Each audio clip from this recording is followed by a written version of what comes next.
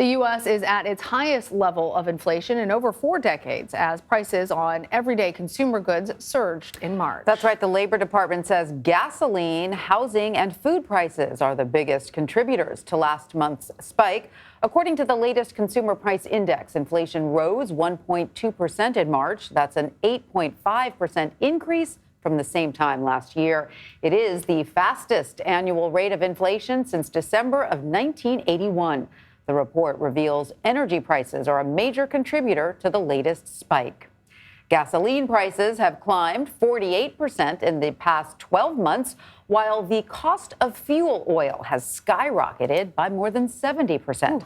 According to the latest CBS News poll, 65% of Americans think the president could do more to combat the elevated cost of gas. The national average is down from its peak in March to roughly $4 per gallon. Let's bring in CBS News senior White House and political correspondent Ed O'Keefe. Ed, thanks for joining us. Let's start with inflation. Obviously, this is the highest jump that the U.S. has seen in more than 4 decades. This is a major thorn in the side of the Biden administration. So what does the White House intend to do to try and combat these problems? Well, they say they've been doing everything they can in terms of working through executive action to try to bring down the price, especially of gasoline. You've seen now a few different steps taken, whether it's releasing millions of barrels of oil from the Strategic Petroleum Reserve over 80 or 180 days, or today's announcement that's designed to keep a cheaper alternative on the market through the summer months when normally the Biden administration was blocking its sale because of a higher emissions level. It's called E15 gasoline. You see this at only some gasoline stations across the country, and it's a blend of ethanol, makes up about 15% of the mix. The rest is gasoline. On average, it's about 10 cents cheaper.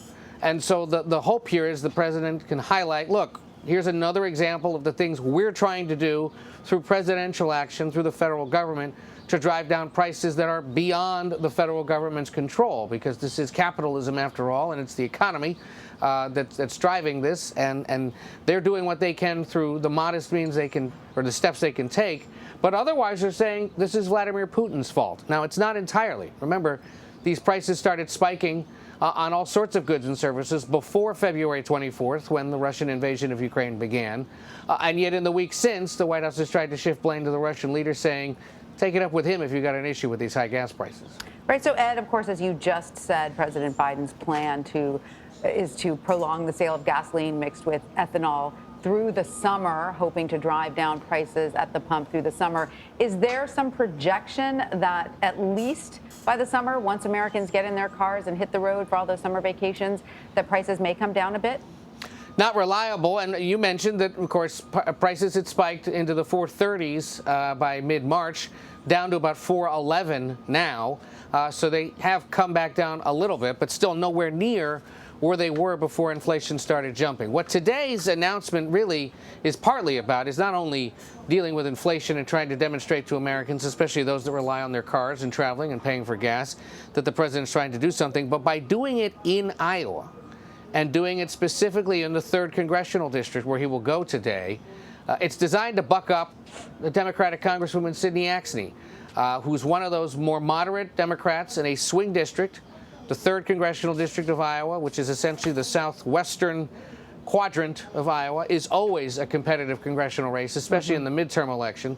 And so by going there today to make this announcement in a state that pumps out most of the nation's ethanol, he's hoping that there will be some political reward for him, for Democrats overall as well, and to a state that will obviously benefit from the prolonged sale of this kind of gasoline, even if ultimately it does very little to help drive down gas prices overall. Right, which hits almost every American. All right, Ed O'Keefe at the White House, thank you so much for joining us. Take care.